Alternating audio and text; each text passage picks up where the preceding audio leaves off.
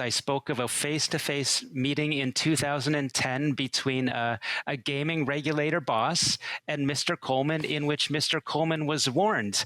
This is suspected drug money laundering of warehouses of cash in Vancouver, and the government needs to crack down on this flow of $20 bills coming in.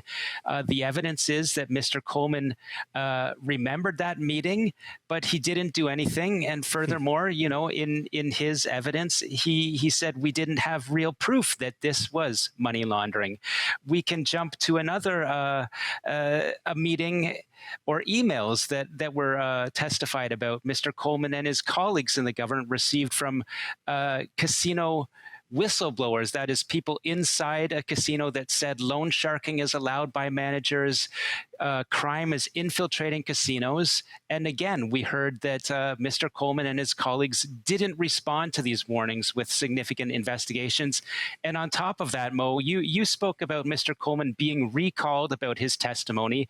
He was asked, when an RCMP officer came out in 2011 and said, this is stinky, this is mystery money, this is suspected money laundering, we know that Mr. Coleman came out on CBC and said, actually, his bosses disagree with him. This is not money laundering. So Mr. Coleman cracked down on the RCMP officer that was involved in this investigation I spoke earlier, in which River Rock Casino was targeted.